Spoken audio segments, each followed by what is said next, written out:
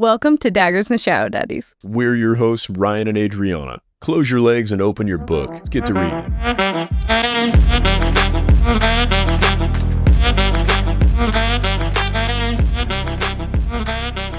Warning, this podcast contains explicit content. It's about to get nasty. It's all vibes and no facts. Let's get to spoiling.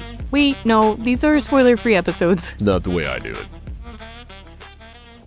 Adri, how much are you enjoying this book? I am loving it. It is so good. But I kind of wonder if Liam, a.k.a. Samkiel, is He's not Liam anymore. Liam's dead. Yeah, he's gone now. Important note. If Samkiel is in a toxic relationship with Dianna right now. I think Samkiel might be a little bit toxic in general. However, I would say at this point, she's the more toxic person. She is, and he's just trying so hard. She's like, dude, I don't fucking want you. He's like, yeah, but she's why? He knows what she's about. He's like, I've been where you're at, but I don't have 1,000 years to wait around for your nonsense. Well, he kind of does. It seems like he's willing to wait until... The end of the world occurs long before 1,000 years of her nonsense. True, and as of what we just left on, she's chained up. Yeah. Did you go to chapter 33? No. I got to, I think, chapter 33, and I wanted to go to chapter 48. I wanted to just keep going. But it's not chapters you can passively listen to. No, the amount of times I have to replay because I'm like, where are we? The setting changes so much. The perspectives. It's probably my favorite thing so far about this book. None of the other books we've read have done this well. Multiple POVs. And this audiobook reader, I don't know the right term. Voice actor. There we go. She is incredible. Absolutely incredible. I knew it was Camilla's POV just because of her consistency with the accent and the tone. Oh, dude. Her voice for everybody is different. Her voices for the dudes are really funny, though. Cameron's, I think, is one that we get. He's a dirtbag. Well, you're going to find a lot of that in this. The one that she does the best with, where I was like, oh, big bad music, was when Kaden came back. Yeah. What's big bag music? No, big bad music. Like, you know, when the big bad shows up. Big back music. Big back. I want a double cheeseburger, hold the lettuce. Tell me front and sun, no seeds on the bun. I want a number 9, it's like my shoe size. Double super size. Our daughter says big back all the time. Big back. I wish she didn't. Because also I didn't know what it meant for a long time. I don't understand that phrase, to be fair. Like, big back, I thought it was like a gym rat thing. Because, you know, some people get crazy backs. I think it's just some high school phrase that they're using right now and just to mess with each other, similar to calling each other baldies. That's another one. Yeah, but I think they're calling each other fat when they say big back. They are. It's really good. Problematic. And it's a real issue. And also, it's extra steps to be mean. It is. It's incredibly mean. And all we do is get made fun of every time we correct her. Like, oh, that's not nice. She's like, oh, my God, Mom. You don't get it. It's like, no, I do. You don't know what it's like. I paid my bill. My bills are paid. Oh, you fucking knew. If I can knew. Deep in my womb lands. It's like 3 years ago now. I don't know. Honestly, you're in a weird corner of the internet that you've drugged me along into. And I've enjoyed it so much. Anyways. Pop culture from 3 years ago, because we're so on top of it. Quick, make us seem young. I have nothing. Oh. This book is a huge upgrade from the Book of Azrael. From every other fantasy book that we have read for this podcast. I didn't realize how much I loved a morally gray female character. I knew how much I would. You're my morally gray female character. You're actually not. You're not morally gray. You're morally very upstanding. But I kind of like the orneriness. Our daughter and me rewatched, well, it was my 1,000th time watching it. It was her first time watching Pride and Prejudice. And she's like, wait, he likes her? Why? And I'm like, I think he likes her being a little mean to him. And our daughter couldn't make sense of this. She's like, what? I didn't know he liked her. What do you mean? I had to translate the whole movie also. Was it in Spanish? No, That would no. have helped. Our daughter could have done that then, I guess. She thought that's how British people just talk. That's so fucking funny. She's just like, why do they talk like that? I'm like, well, no, it's for the time. She's like, I don't know what they're saying. She just later was referencing like, oh, British people. And then I would use English. And she's like, that's not English. Like, oh my God. She thought Mr. Darcy was a babe. And I don't know how that translates. Well, I Googled a picture of this dude because I'm like, maybe I remember him a little different. More power to you guys. I was like, this dude's got Peyton Manning's forehead. Like, he's a nice enough looking man. Nothing against him. But I'm like, this is your dream, fella? Because I'm used to the books that we read. Nobody is described like Mr. Darcy, other than they're all brooding all the time. They're Batman. Rewatching it as an adult, because it's been a decade since I've last seen it. And this is the 2005 version, not the 6-hour TV series. Right. Which I do now want to rewatch. Of course. He'd be a fool not to. But at 14 years old, that was captivating to me. And then I'm rewatching it, I'm like, this man is kind of problematic. Weird. Maturity's a weird lens sometimes. It takes the fun out of a lot of things. Well, and then you get to the ending. This is a year-long saga of maybe like a misconnections multiple times and her just being mean to him. And she's like, I love him and he loves her. And 14-year-old me is like, that's love. And they get married. And adult me is like, you don't even know this man. Here in 6 months, you're going to be having these arguments that could have been solved just with a little bit of courting. But at the same time, I'm having these thoughts, right? In my 30-something-year-old brain at the end of this movie. And I think about it, I'm like, oh, you and me were dating for what? 3 months, 6 months before we got married? We were dating for 3 months before I proposed. Yeah. But at that time, it was like, yep, that's how it works. And in my brain, like, that's how you know. You don't remember the Stockholm Syndrome as much as I do. I was like, man, because I proposed like 30 times in 30 days. You did continually say no. You were like, not yet. And I'm like, well, I'll check again tomorrow and see if it's any better. And just kept doing it. And that's kind of what Mr. Darcy does. He just kind of kept pestering. He's like, I'm not going to pester you, but proceeds to pester her about it. Oh, is it pestering now? No, I thought it was really a relentless showing of his love. No, it's actually problematic. And to be fair, our story is not less so. No, it's not. It's really weird because you're not a victim in the same sense of our grandparents, where. Grandma, you little victim? Yeah, like it's not the same thing. Where it's like, oh, he was abusive and ornery, but grandma was like, well. We were both young and dumb. Sure. We were mutually stupid, but yet it worked out so well. And sometimes I've got no regrets. Like, to have the argument of sometimes you just know. Like, somehow 19-year-old me did just know, and I don't know how it happened. What I find interesting is generally you find that coming from a place of religious reinforcement. Mm-hmm. We kind of don't have that at all. I thought I did at that time. Sure, but I mean currently. Yeah. Like that's the really weird thing, is we're kind of older now.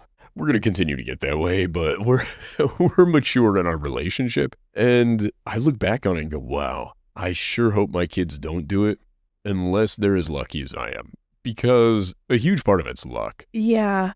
But watching the movie in your 30s, in reflecting back on your 14, 15, 16, 19 years old view, that whole time I was like, yeah, like there's nothing problematic with this man's love for her at all. Either one of them. What's weird is I made fun of that movie so much. And that movie probably represented more my mental standing with things than yours at the time. I was like, hey, this woman's sort of mean to me and I fucking love it. I want this one to be my wife because she challenges me at every level. There's not an easy moment where you just get to feel like a king. I don't know. I think that was the biggest thing where I was like, I need to marry this one because you were not playing hard to get. You were like hard to maintain. Oh shit. I better be on my toes. There is no slack moment here. Also, you fuck up, you're out. In the movie, I forget. Like I love Pride and Prejudice, and I want to watch the long series version because you really get more of these misconnections more often, like this missing communication. I don't know how to describe Ships it. in the night. Yeah, many more. And it makes sense to fall in love with the longer version than it is the 1.5-hour version. But the competition are cousins. Yeah. Like, her other offer of marriage was her cousin. His other option was his cousin. Yeah, how much do you really have to hate your family? You got one right there, you know? Like, you have the jealous mother-in-law is also like a grandma. I don't know how to describe it. An aunt who shows up. The Sweet Home Alabama of British movies. That almost was. I love that. The misconnections happen at family reunions. Yeah. It's all getting weird. And then what really sucked is my favorite scene in the 2005 version is what excellent boiled potatoes. And our daughter just was, I don't get this movie. I think she's probably right. Kids are smarter now than we were. My favorite is, do you remember the first meal I cooked you? No, I don't. It was spaghetti. I don't particularly like spaghetti. I was not a good cook at the time at all. We were both terrible. I think one of my first meals for you was raw chicken. Yeah, it was chicken cordon bleu. That was the first thing you made for me. You're like, it's a specialty. Don't get too excited. I'm amazing at this. And it was like the outside of a chicken was mostly cooked. The cheese had not yet melted because the center of the chicken was cool enough to have not completely melted the cheese and the ham. And I fucking ate that. I will never forget. I had a moment where I'm like, this is pretty raw. It took you longer to get to the middle because I was like, okay, if I just plow through this bad boy. And I'm like, oh, this is amazing. And I'm like halfway through it and you're like, oh my God, stop eating this. That's raw. And I'm like, no, it's fine. And I keep trying to eat more. I was like, this is delicious. And you're like, oh my God, please no. And you like threw it away and you were heartbroken. Do you remember this? Yeah. I didn't know how to cook. Well, me neither. But I remember the spaghetti thing. You're like, oh, this is good spaghetti. Good job. I poured sauce from a can into a pan. Yeah. And I warmed it. And we didn't even have our own kitchen. You had to go to your uncle's house to cook me this. Yeah, because I lived in a guest house at the time. Yeah, I rented a little guest house. I had a heater, a bed, and a bathroom. And we're like, we should get married. Have kids. We're definitely ready. Yeah, we were so dumb. We did, okay, but remember, we got married. The week after we got married, we came back to town, moved out of the guest house, and went and rented an apartment so that we could have children. That's what grown-ups do, right? It's so fucking funny. At the time, now to be fair, before you showed up, the guest house was perfect for me because I lived off of Taco Bell. You were on an air mattress, and I'm like, I need to live with this man. Whoa. I'd like to add, it was an inflatable cot. It wasn't on the floor like some barbarian. Okay. I had a king-size cot. This man is going to fulfill all my dreams. But I did have... I had a 30 by 40 shop. So I could put my cars and stuff in that, remember? Oh, my God. Next to the guest house. That was really why I rented the guest house. I was like, I need this shop. And then we're like, oh, into an apartment. Great. Next thing. Try cramming stuff in there. The fact that this all worked out so well. I know. I'm really glad we humbled ourselves before we give Dianna and Samkiel any shit for their nonsense. Good times. Let's go judge Dianna and Samkiel now. Dude, they are worse. But what I'd like to throw out here, do you think this book is structured better than the Empyrean? Any of the Empyrean books? Take your pick. I don't know. It's a lot more entertaining in its structure, but I find Samkiel to be a little ridiculous in some of his logic sometimes, in him being a grown-ass man. He's a god. He's the god king. Xaden could have some forgiveness because he's 23, 24 years old. Yeah, no, I'm not suggesting that these are better characters. Does not get as much forgiveness. I'm not suggesting these are better characters. I'm suggesting I have fewer questions about shit going on with the side characters. Okay, it is being answered, and it's giving some context to events that have happened and events that are going to happen. What do you feel about all the side characters actually being invested in their relationship? The amount of people that are... Weird. It is odd. Yep. Because to have these For Samkiel's people, it makes sense. Yeah, but Kaden's cronies? Yeah, the underlings. To be like, he loves you. I'm like, what does this guy, why do you care other than they like the drama? They all it seems like her friends are actually very invested in her as a creature. But I think she is, we're going to get into this too. Did you get to the part where she gets Rockarum? Yeah, I did. Reggie. Uh-huh. I've just completely renamed him. I'm with her on this. Daughter of. And she cuts him off. I got goose pimples when that happened. But who do you think her dad is? Asriel. I believe her dad is Asriel. I said that in the last book. What? Yep. If you go a few more chapters, there's another little thing that may have eluded to me being correct. I'm not going to give this up any further because whoever's listening may not have listened up through that part yet. But she was so human. Was she? I don't know. But I love the scene that we get where Kaden is converting her, whatever, right?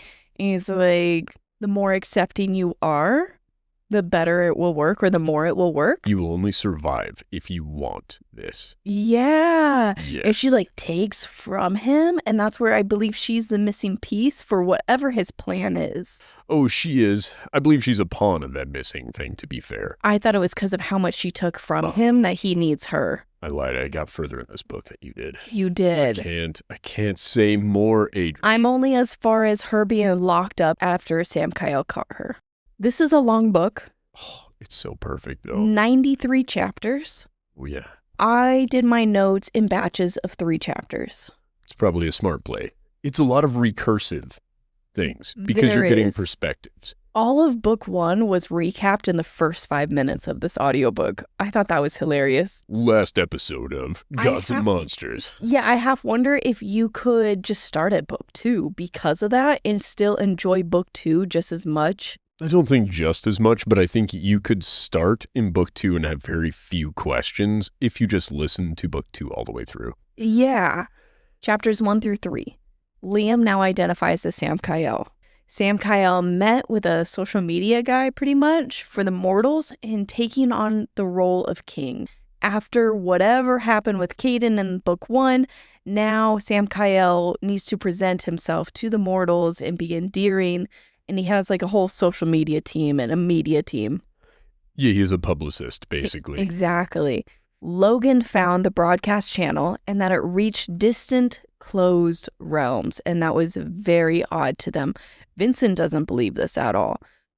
And the connection dropped as soon as Gabby was killed.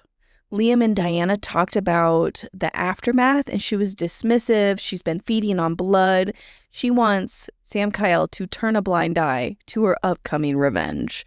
And she manhandles him with ease since she's been feeding. They just show her leveling up just from feeding. We get Camilla's POV and she confronts Drake for what he did. Even Camilla was shocked by what Drake did. I thought they were in on it initially. Oh, Camilla? Yes, I thought Drake and Camilla were in on the backstabbing of Dianna. I mean, they were. In their own way. Yes, but this is again where Kaden is a good villain. Yes. Not everybody has all the plan. So if somebody fucks up, they don't know everything. They can only divulge the shit they know. And it sounds like Dianna didn't kill Camilla because she wants to use her witchy powers to find the other people.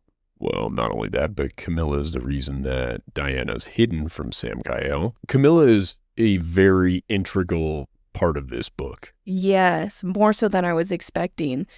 And overall, book 2 is John Wick, but Dianna. Yeah. Because she shows up to tell Samkiel, you get in my way, I guess I'll have to kill you. He's like, no, deep down, you're my Dianna. She's like, no, the fuck I'm not.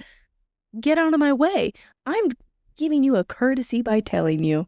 She's like, you're welcome. Don't fuck with me. Yeah. And I won't murder you and everything you love.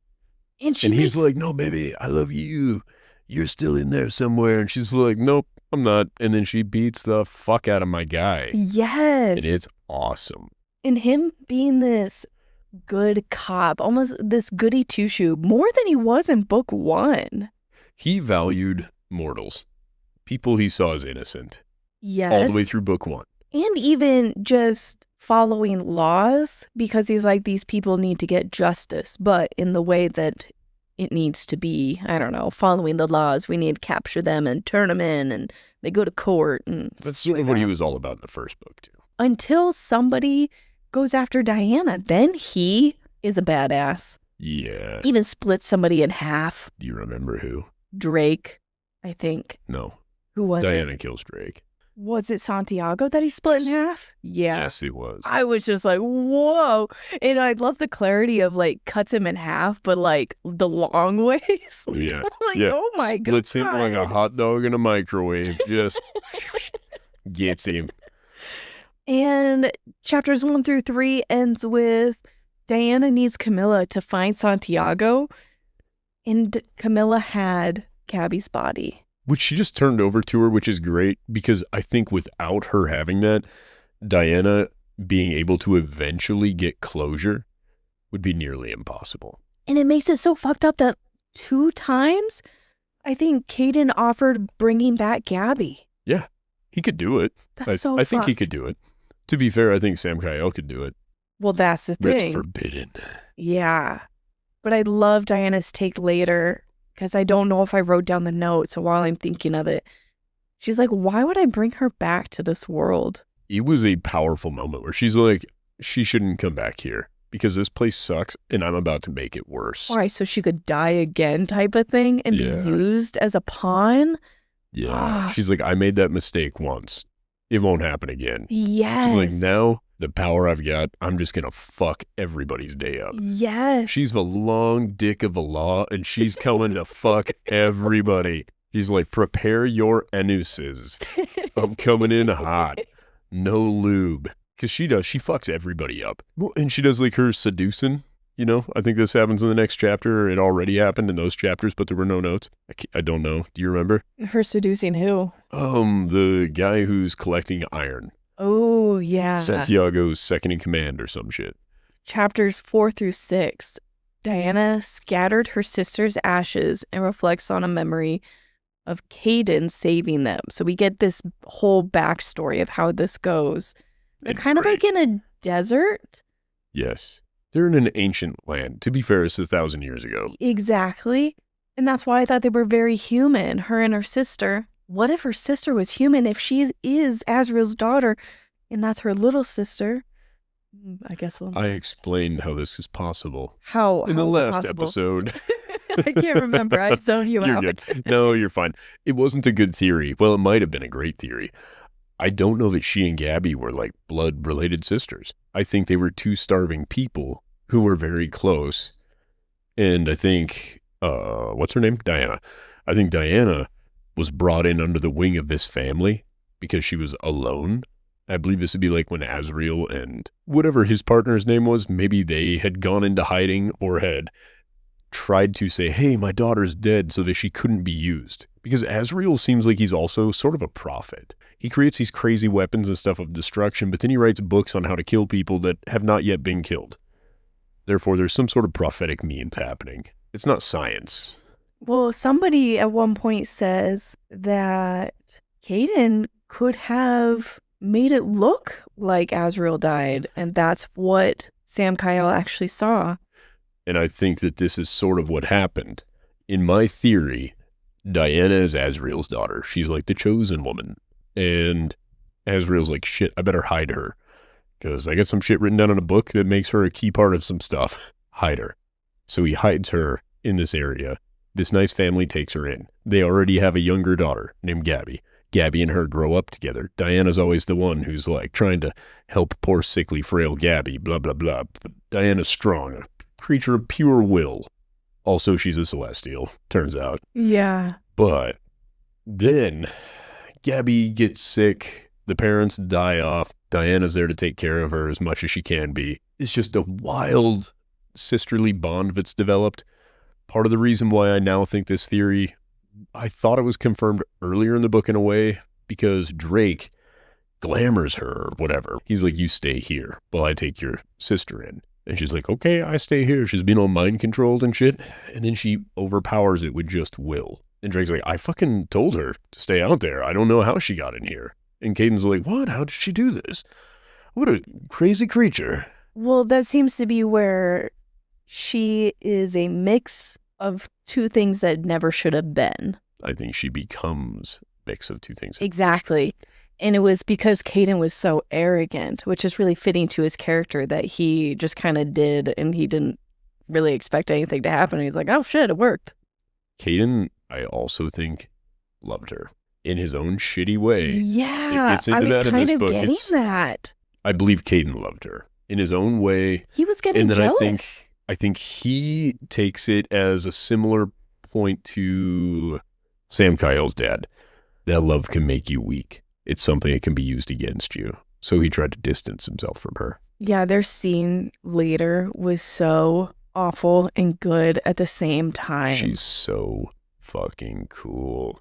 The way she handles it is awesome. But we'll get into it. Yeah, so back into the memory of Kaden saving them. Her father may have had foresight. There was something about that. She's like, well, my father told of like ancestors that could have this gift. Maybe my father also had it, and that's why he made some of the choices that he did for me, because he knew that day would come, type of thing. But she says it in such a way of just like, well, it can't be that. Well, obviously it would be. It's a Superman story, Yeah. right? She's the alien that shows up and then eventually has to be raised around people so that she can value what humans are. Oh, I didn't make that connection. I think that's kind of what it is now she values humanity, albeit narrowly, because she thinks she's not a demogorgon. What the hell are they called?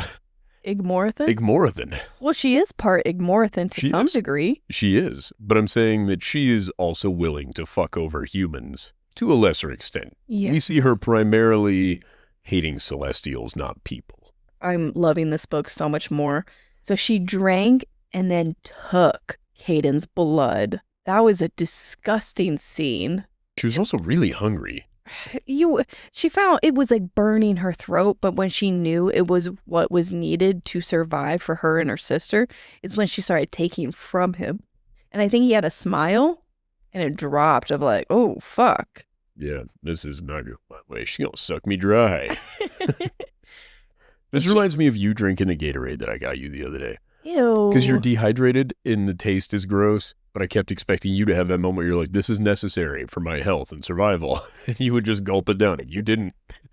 You would have died in this scenario. You were like, nope, gross, and spit out his blood. I'd rather die than be momentarily disgusted. It's Brondo. It's got what plants crave. It's got electrolytes. Yes, I got you Gator Light. Because it's a little better than Pedialyte. It was so nasty. Well, yes, but necessary because on my male brain, gotta drink more fluids, baby. You need to be hydrated. They each have different names. And Gabby's original name is Ain, A-I-N. After the whole dream, she then is kind of reflecting more on why is she angry? Why is she becoming John Wick and going on this revenge rampage? And why is she upset with Liam, Samkiel? Because her falling in love and believing that she could have this fairy tale ending is what she believes led to her sister's death. And in some ways, she's not wrong. By that logic, what would have been the difference if her sister would have been kidnapped by one of Caden's people while she was off doing shit for Kaden? She didn't talk to Gabby for months on end. She was far more present with Gabby while she was with Samkiel. True. Therefore, she's definitely misappropriating her feelings in this. However, I would like to add something else to this. You keep bringing up how she's John Wick. Why does that make Gabby a dog? For shame, Adri. Come here, Gabby. Well, it got me thinking about how in John Wick, you can start where we're starting right now because everybody loves dogs and can relate to John Wick and, oh, your dog was killed. Your wife gave that dog to you.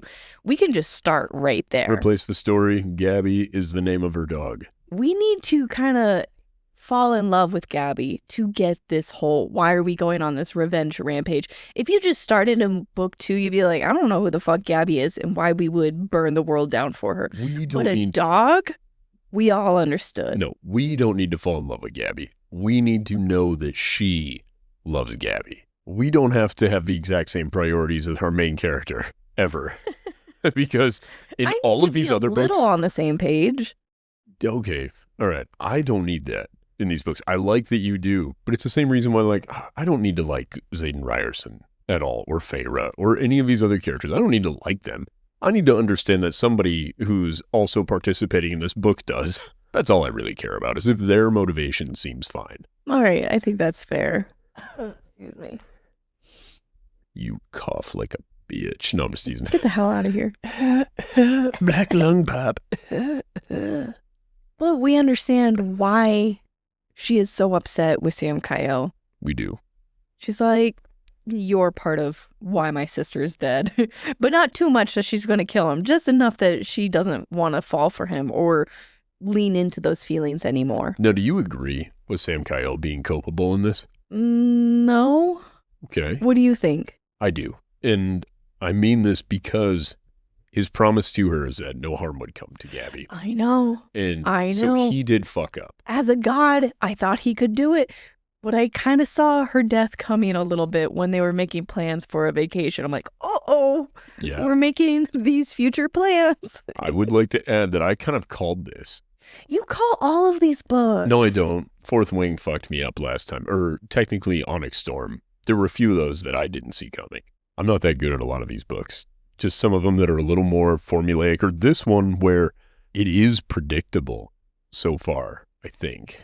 It's not we'll see if I end up being to right. me. Okay, but it's not predictable like, oh, this is a shitty thing. It's predictable like, this is where I'd like to see this go. And it's going that way, which I think this is so how cool. The character should react type of thing in these situations. Yeah, it's at the bare minimum, it's what I want to see him do. Yeah. So for me in particular, it's very satisfying. Between chapters 4 through 6, we get Liam's POV, but I think this is when we're kind of learning he's Samkiel. Liam's POV, but... Get out of here. He reflects on memories of Gabby and Dianna while he's at Ethan's. So he showed up to Ethan's and having his whole investigating. And I don't understand his whole purpose at this point. He's arresting him. Yeah, yep. And he's reflecting on his memories of Gabby and Dianna while at Ethan's. And Ethan is trying to get away with his crimes. And we also learn that Nevera is missing.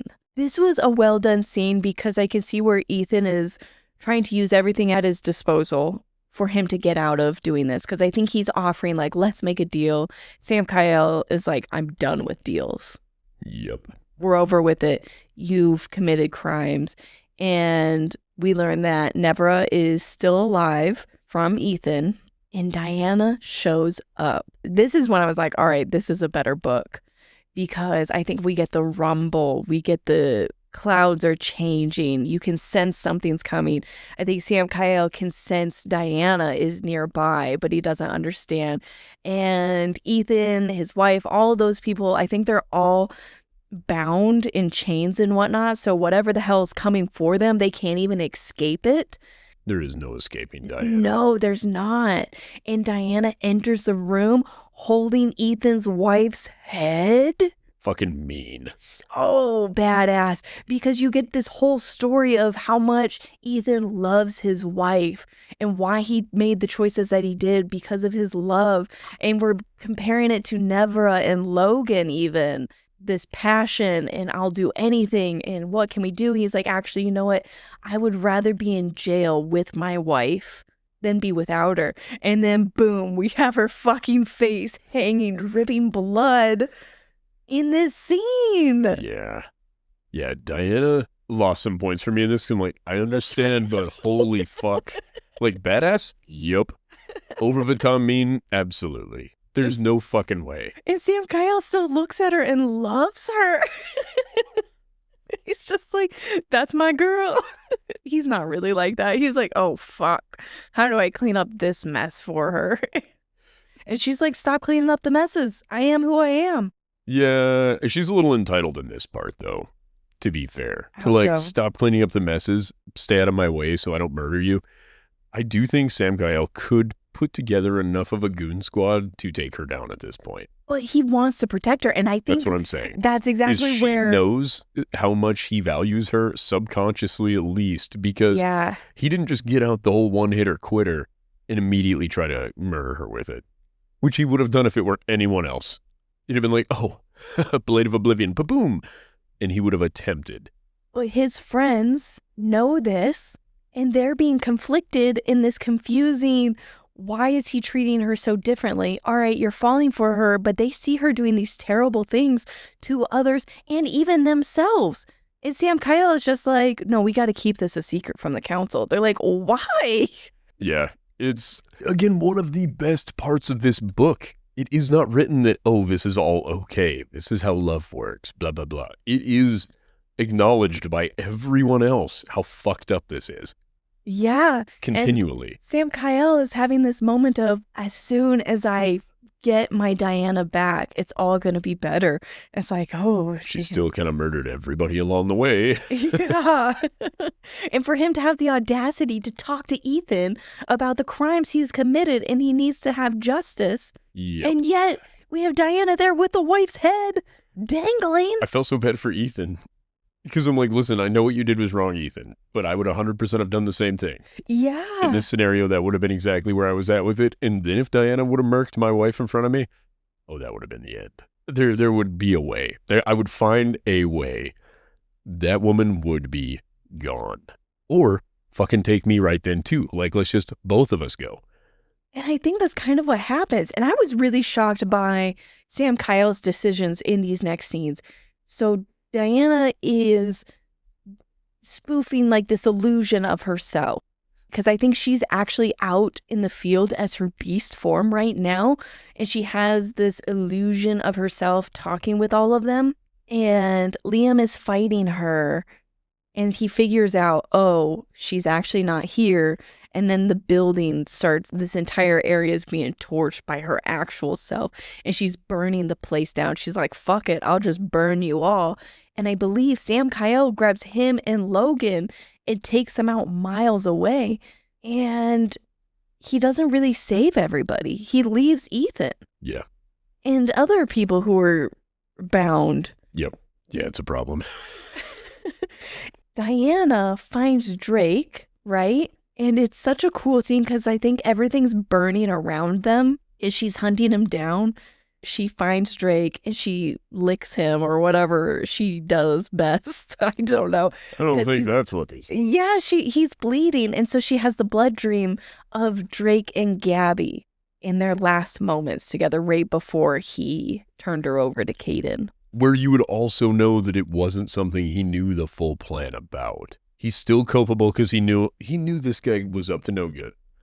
I don't disagree. She says this. Like, I know. You know it's Kaden. He's like, I didn't know he was going to kill her. It's like, come the fuck on. Listen, I'm not disagreeing with either of you. I'm 100% in agreement with the fact of this is some nonsense he's trying to pull. But a part of you does have to look at this and go, okay, Kaden didn't give everybody the full plan. They took actions they knew had a risk of being shitty, which they should not have done.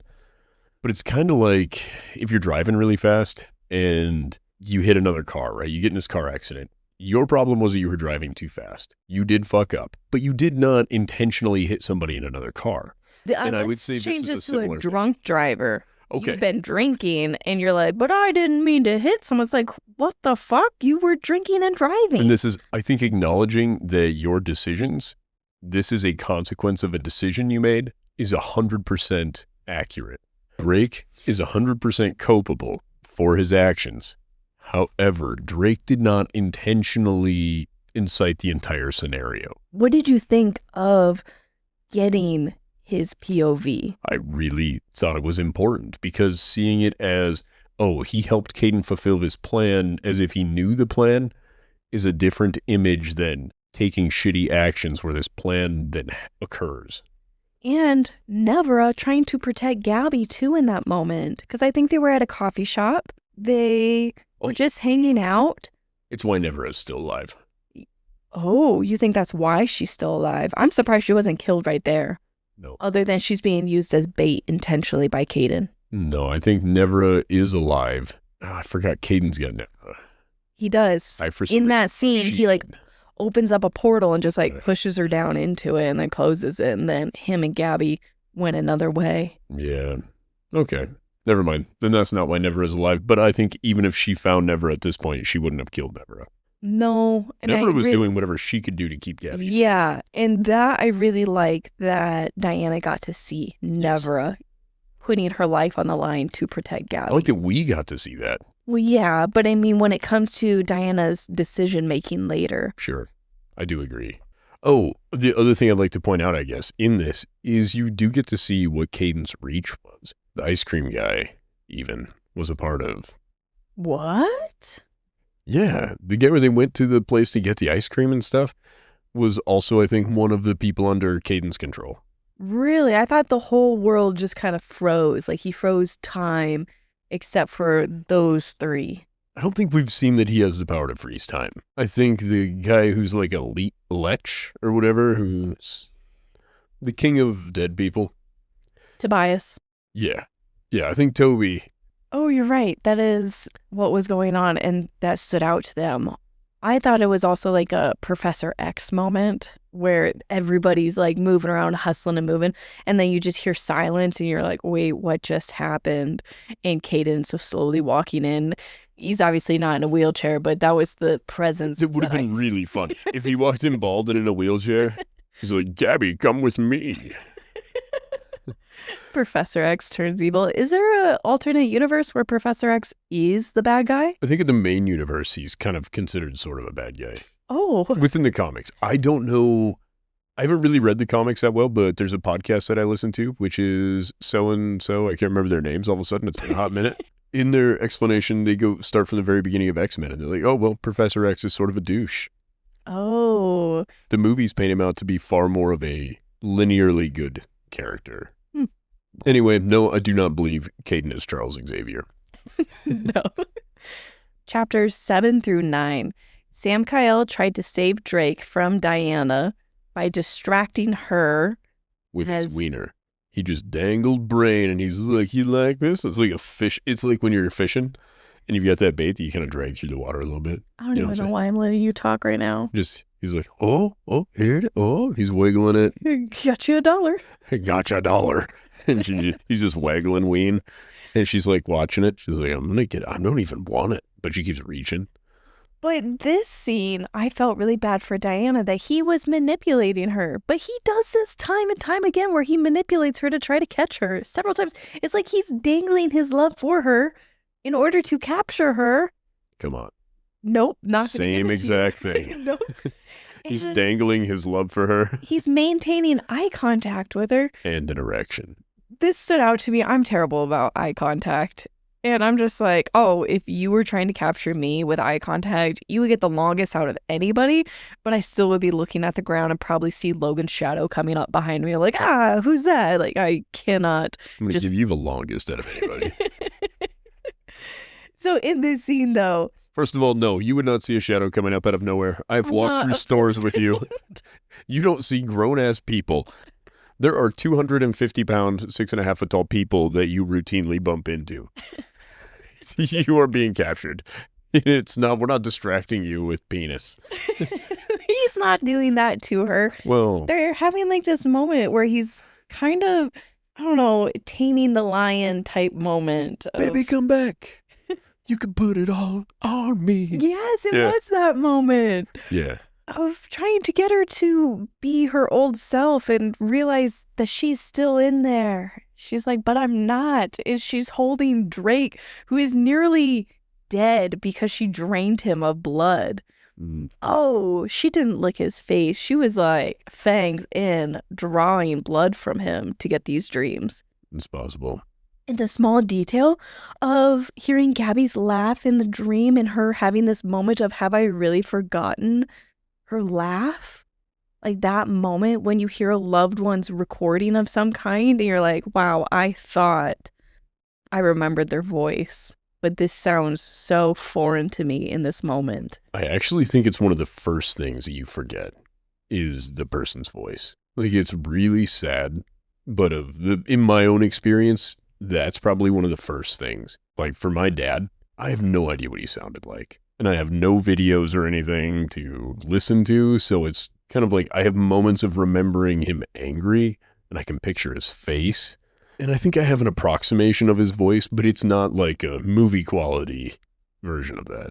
And that's what made this such a good detail. I agree. This whole book seems to almost be how to work through grief. Well, obviously not like Dianna. I don't think that's what this is. It's not instructions. Begin by murder and vengeance. Inside of you, you feel like being Dianna. Yes. She is an exaggerated version of what you wish you could just express. I actually think it's more of a child's perspective on grief. Does that make sense? Oh, so? Well, yeah, because it's... The way she lashes out and the way that she assigns value to different people who are involved in the process is not done with a mature mind. I see what you're saying. But yeah, that was the small details of hearing her work through her grief. And she's like, I pictured her standing there. Naked. No. Oh, I'm me neither. like a blood-soaked dress. Yeah, With- Carrie style. Carrie style. Oh, Google Carrie. You'll know what I mean. It's a What do you movie. mean, Carrie? Carrie. I'm just going to keep saying Carrie. As if it means something. It will. It will. Other old people will understand where I'm coming from. Oh, okay. Yeah, that is kind of what I was picturing. Yeah, not how she got all bloody, but the covered in blood viscera. And that she's holding onto his hair and he's just down by her side, just like slumped over. She's holding up his face and he's just like on his deathbed. Samkiel's talking to her. She's looking at him and obviously having their conversation. And then Logan is coming up behind her, whispering this little spell thing, and it's circling this light underneath of her. How did Drake get out of the way when he snapped that spell into place? No idea.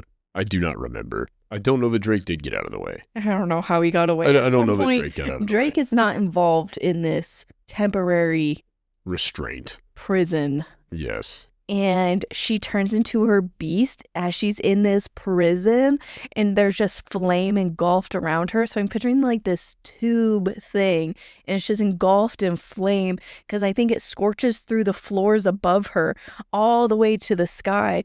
And the fact that Samkiel's just like standing there like, she can't get away. And Logan's like, yeah. He's like, she can't. And she's not in pain. I think Logan kept saying that. Like, I don't know why she's acting like this because she is not in pain. It reminds you of a toddler when you tell them no. In the scream that they let out, sometimes you're like, I swear I'm not beating this child.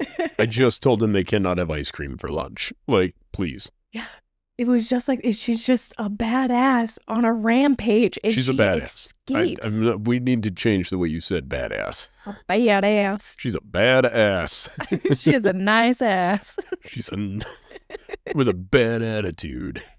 She's got a bad attitude. No, that's not a good joke even. That was weak. And she escapes.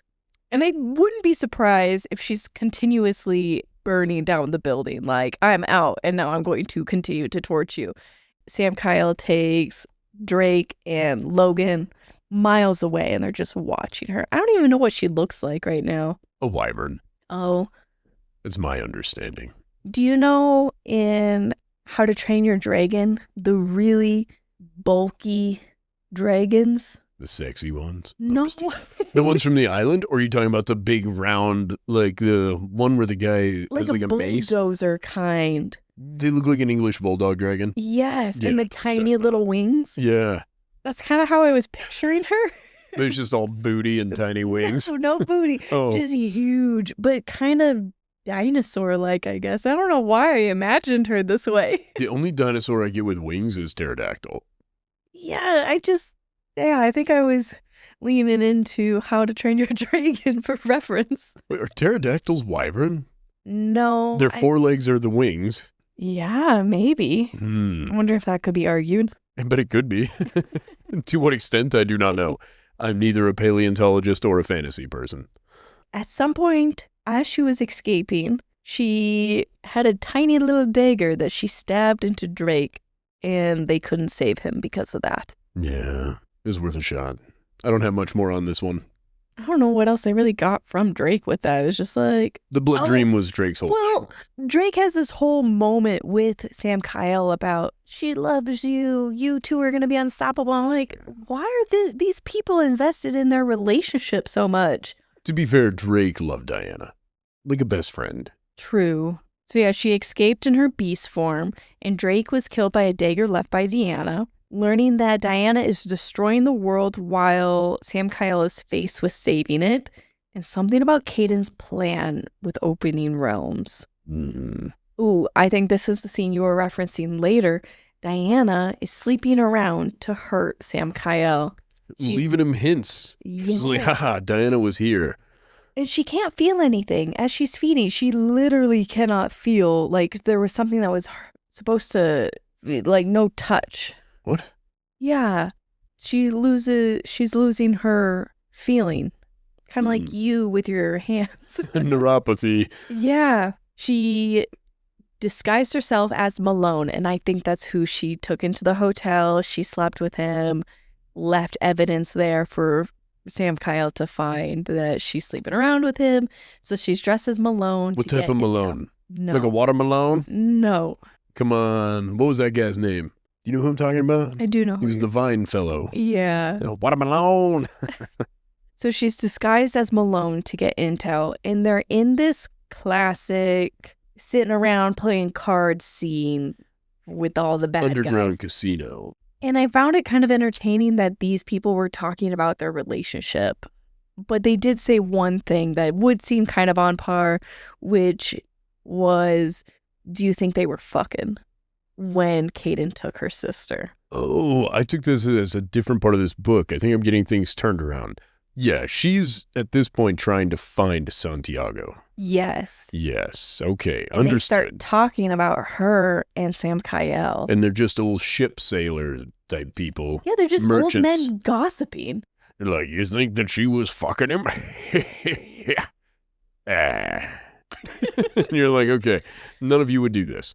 Well, and I think she stays in her Malone form and starts talking to them as Dianna, and they're just... This is after she slept with Malone and murdered him. Yep, exactly. Yeah, and she left her underwear there specifically to piss off Samkiel. And then she made sure that everything was seen on the cameras so that Samkiel would find this mess. Yes. Then she's like, I'm going to go to this meeting.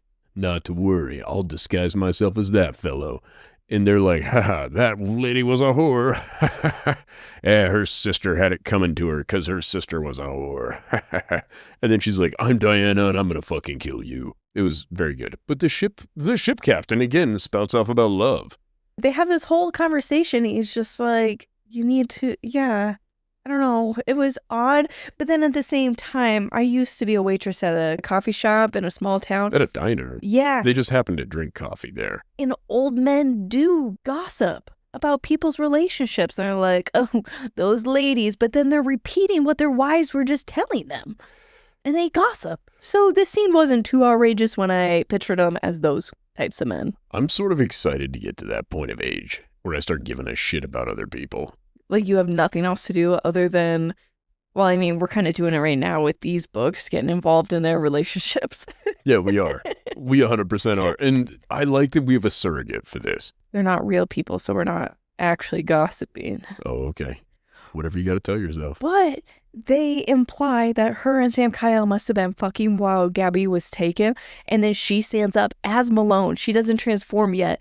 That she's fingered herself more often than Liam ever did or something like that. It's a weird point to bring up. And she kills all of them for finding Santiago. Some random dude is giving her advice. Is that the ship captain? Yeah, so he's the guy who'd be directly under Santiago. She's murked up everybody else. Everybody's terrified. This old guy is scared. And she's like, I'll fucking kill you. And he's like, you had love, don't forsake it. I myself have heard the siren's call of a woman's touch. He's like, I had a love once. And she's like, then you should know that you're gonna die. And he's like, my love is already dead. It was this whole what for. And he comes back up later, too, in other moments. Then it cuts to Samkiel, and they're investigating. Hey, there's been a hit at this hotel. It sounds like it's Dianna. He's like, all right, let's go and investigate. And I fucking love this. So there's this Celestial that is giving Samkiel the down low of everything that happened. And he's like, and the best part, we have footage of what happened. So they sit and they watch this video of Dianna. It's a sex tape. Seducing this man, getting him in her hotel, all these things. And then it cuts to her leaving as Malone without the suitcase. And the Celestial's like, that right there. Did you see? He entered with the suitcase, but he didn't leave with it. So it's still there. He's like, are you fucking kidding me? You made me watch this whole goddamn video and that's all you needed? And he's like, you're fired. Yeah, it was really funny. And then eventually they show up there and he's like, I know those panties. Those are her panties. And I'm like, why are we so focused on her underwear? What did you assume you would find there? Would you be more insulted if she wore them out?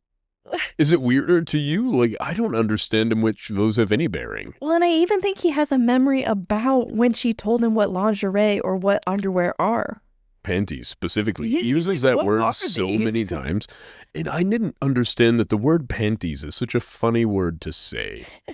I don't love it. It's not something that I normally say or anything like that, but it was just entertaining how he's only recently learned of this word.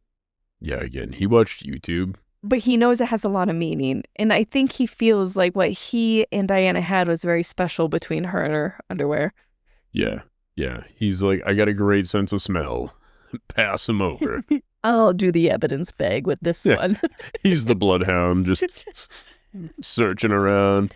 And he's so jealous. Yeah. He's like, he walked in and he just smelled sex in the room. He's did. like, this is gross. Why would she do this? He's like, that dude's cum smells like socks. Get it out of here. This was almost like a 90s cop scene, like those detectives where they enter a crime scene like, what the hell happened here? It's like the most disgusting thing any of them have ever seen. Okay. Now, I do have a bone to pick with this scene. Oh, no. If you're going to murder the guy anyway, why even fuck him? She was like, I didn't want to, but I wanted to just piss him off. And I'm like, you could have pissed him off through just being flirtatious and not had to fuck the dude and then kill him. This seems like just killing somebody with extra steps. Because then she was like, it wasn't great dick. He was not even adequate. A selfish lover. Oh my God, I just remembered Big Dick Rick was there when Gabby was taken. Correct. Was he killed? We don't know.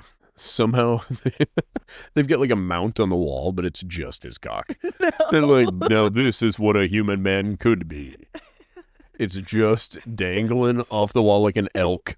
You know, like, oh, we were going to do a European mount, but it turns out there's no bones in that thing. The amount of times I just was cracking up to myself of your joke last week of Ryan built this in a cave. I stand by 99% of what I said. However, upon listening back, you're right, it shouldn't shoot bullets. It does seem more dangerous. Because when I was listening to it, I'm like, no, you're right. What if a misfire or something happened? That's not safe. A dick that fires actual live ammunition is not necessary. A taser function, fine. Nobody's gonna die. I don't know about that one. Well, if an accident happened, you're just incapacitated. You're not murdered in the weirdest way. Imagine, they're like, we found a shell casing. Where? Well, the casing is in her uterus. We don't know how it happened. Oh my God. Yeah, it gets fast. Sorry. Well. Oops. That went dark. I don't know if Big Dick Rick is still alive or not. I assume so because we haven't heard about it being mounted on the wall. Fair. Thanks. Fair. Thanks. Like Diana's arms, we got to cleave this one. Her arms. Oh, right. She lost an arm. We got long-winded, and the next one's going to be coming out in a couple days. I'll see you in part 2, motherfuckers. Open your legs and close your books. It's over. No. Thank you guys for supporting us. It's been a good time. If you'd like more, Follow us here, TikTok or Instagram. Fable, if you want to join our book club. Patreon, if you want episodes early. drop it on Tuesdays if you're into that sort of thing. Oh, yeah. Episodes are releasing on Tuesdays. If there's a two-parter, it's going to be on Thursdays. We accept 5-star reviews and nothing less. If you leave something less, you're a motherfucker. No! Oh. Honest reviews. Not that honest. Only leave a review if you're willing to be a 5-star honest person. Should we come up with something mean to say to him on the way out? kind of want to pick on him. No, I won't say love you. Bye. Oh, you can tell him that you love him. Okay. I won't. Love you guys before Ryan bullies you out of here. I'm fine with most of you. I love you, bye.